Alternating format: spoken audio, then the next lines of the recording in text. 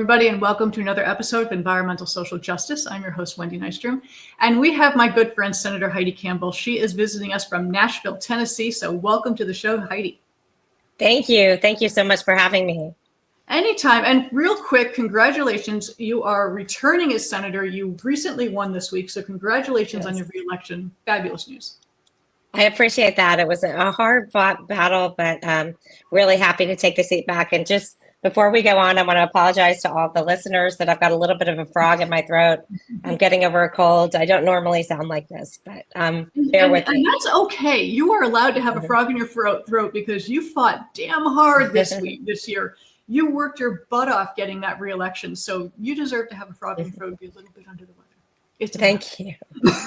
Thank you. Now, Andi, like real quick, your background. You have a finance degree, a marketing degree. You worked in the music industry. What led you to want to, run for Senate? It's so interesting because people always ask, how do I get involved in politics and what makes you want to get into politics? And I don't know many people in politics who got in because they wanted to get into politics. And I'm one of those people too. It's almost always a single issue. And for me, that definitely was the case. I found out I was building a house in Oak Hill, the city, this house that I'm in. And I found out they were going to be building a huge shopping mall in a residential only city. And they were going to blast into a hill. And it's one of the hills of the Highland Rim, which is just our pride and joy here in Nashville. Because when you're flying into Nashville, you'll see this beautiful rim of trees. You almost don't know you're even coming into a city. It's just these gorgeous foothills of the Appalachian Mountains. And they were going to blast into one of these hills and build a massive shopping mall. And I decided that we had to stop it. I was in the music business. I didn't have any experience in anything like that. I didn't even know who my elected officials were.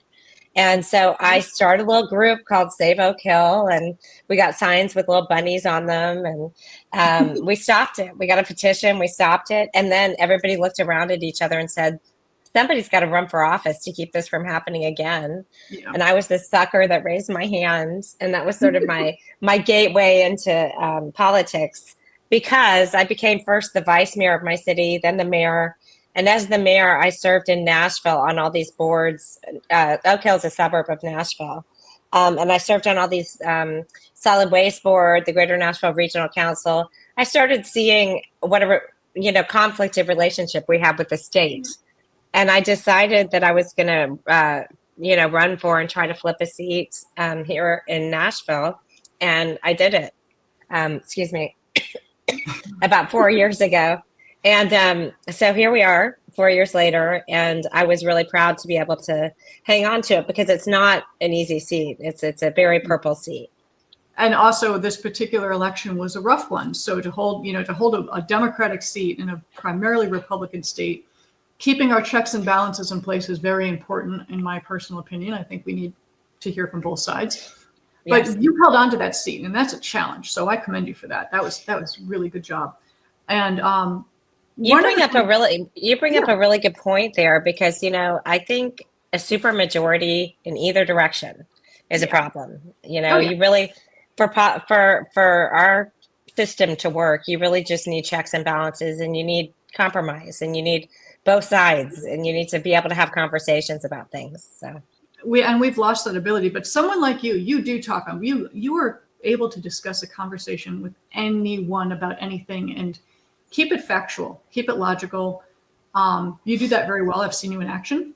What can I say? Thank you. But talking about, preservation and progress, because people do have those conflicting compasses, so to speak, because we do, we have to expand, we have to grow. It's just the way we are, but we can't destroy as we go. We have to be smarter about it. We have to do it logically, and we have to think things through. How will this negatively affect people around us? And by preserving your hill, that you did that. But most importantly, and as I love to talk with all my girlfriends, let's talk some trash, because we have some trash issues going on all around the world. And when I visited Nashville and when I met you, I did not realize that your landfills are almost full. They're almost full. Yeah. So that's an interesting situation, because I love the point that you just made about how we look at preservation, how we look at true conservatism. because if we can find a way to convince people that it's financially advantageous, then we're getting away from the idea that this is actually something that we're sacrificing for. Because, you know, circular economy, which is what recycling and waste reduction is all about, is really inevitably also about profitability. And the thing I love about this particular space, and I should say that Wendy brings up such a good point here, because I'm running a bill right now for recycling in the state of Tennessee, and it's a very important and bill, and it's got a lot of momentum. When you talk about that in a very red state that doesn't tend to be particularly interested usually in preservation and environmental issues, you really can refocus things more towards the business, job opportunity, material aggregation and distribution end of things. And it actually starts to make sense, especially when, as you said, we have an anvil hanging over our heads of our landfills being at capacity. And, you know, that was something I didn't know. And when you and I first met, it was at Electronics Recycling Solutions. And I interviewed those guys last week. Dave, who you met, one of the things I found interesting was the pallet upon pallet upon pallet of e-waste or electronic waste. Laptops, tablets, phones, wires, modems, hard drives. And, you know, I know many people who are like, the second the new phone comes out, they have to have it. And the second a new upgrade to the computer comes out, they have to have it. I don't do that because I'll be honest, I'm cheap. I'm just not going to do it. But there are people who have to have that, and we generate so much waste, and that gets dumped into a landfill. Let's be real, guys. This stuff leaches out bad things into our soil and water when we do that. And Heidi, you're working on the Tennessee Waste Reduction and Recycling Act, which is going to help people keep those materials. And that's a benefit for everyone, because those are precious metals that we've gotten there that we can extract and reuse. So could you explain this particular act that you've been focusing on? Yeah, it's not new. There are 5 states that have already adopted it, but we would be the first red state to adopt it. So California, the state that you live in, already has this bill, which is Extended Producer Responsibility Bill. That's the acronym for it, or what it's called, EPR. And so in other countries, and most other countries, Canada, European countries, a lot of South American countries, the requirements and the regulations for international corporations are a lot more stringent, and they have sustainability metrics that they have to meet. And because of that, and because it is ubiquitous in the rest of the world, they are in a position where it's actually becoming disadvantageous for them in the American market, to the point where they're willing to invest in states and put money in states to get sustainability projects going, so that there's not a disparity in the way that they have to operate in the United States and the way that they have to operate in other countries, because it's anti-competitive for them. And so they actually want us to do, it's bizarre because you wouldn't think corporations would want you to regulate them, but they do, to the point that they're actually producing and promoting and signing on to this legislation. And they're saying, we want to pay you to actually force us to reduce our packaging.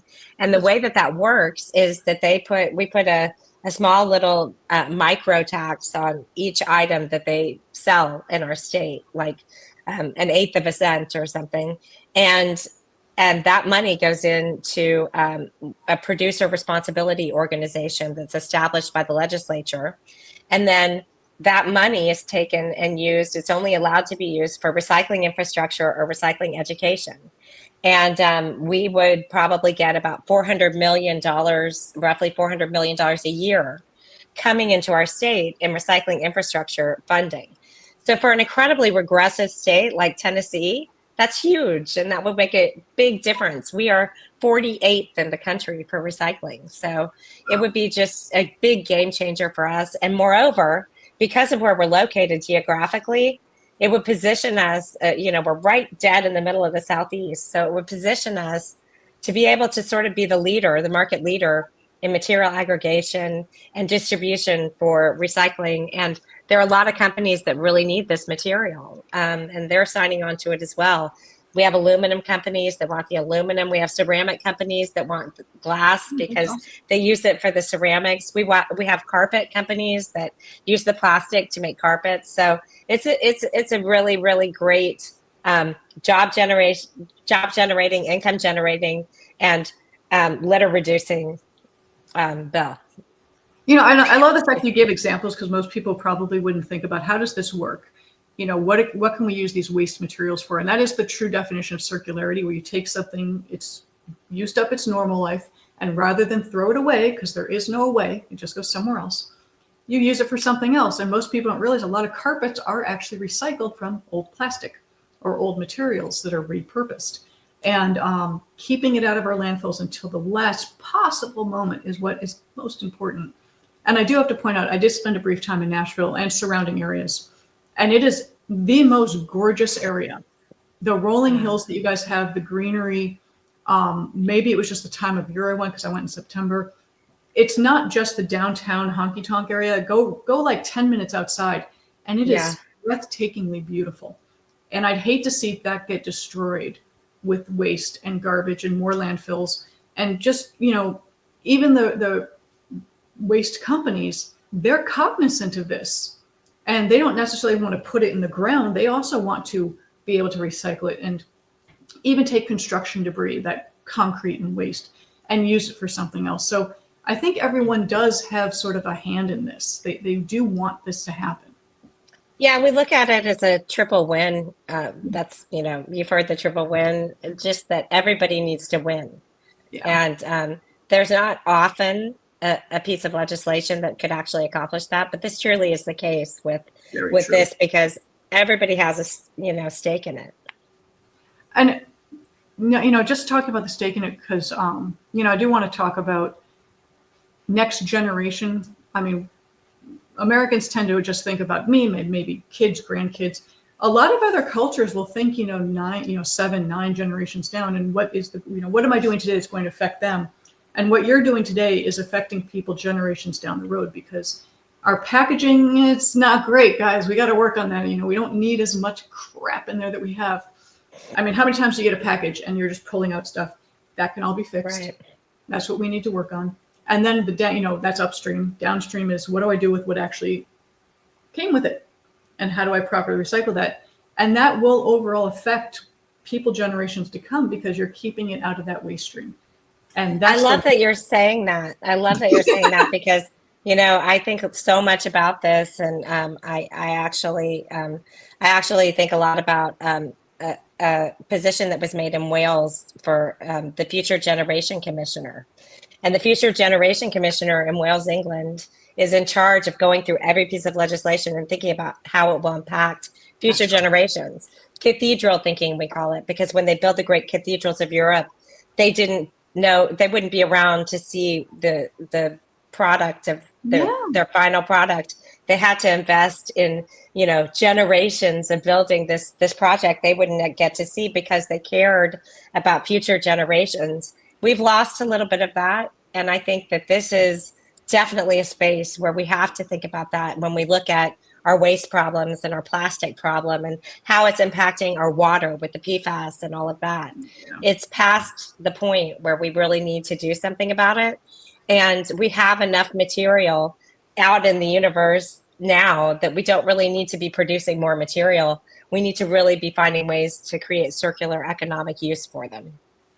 Yeah, and you're absolutely right, because so many times it's just easier, and we're a little bit lazy and say, well, just make it new. It's already in, you know, we've already got the machinery set up. It would be a hard shift at the beginning, as with any change, but then it would get easier to go along, and it has been proven that when we do recycling, it proves to be cheaper in the long run. You just have to wait a little bit of a lag time. So it's just that initial investment and time and adaptation. I mean, honestly, I've been to other countries. I was just in Italy a couple months ago. They had 6 waste bins with pictures on what could go in it. I was broken. I stared at those things and I'm like, I want to do the right thing, but the written part's in Italian, forget it. And then there's pictures, and I was like, help me. Where do I put my coffee cup? Because I don't know. Right. And very few disposable things. Like when you get a coffee, it's in a ceramic cup. You sit there, you drink it, you leave. So it's learning how to do it differently, maybe slowing down a little bit in our pace. We maybe need to slow down.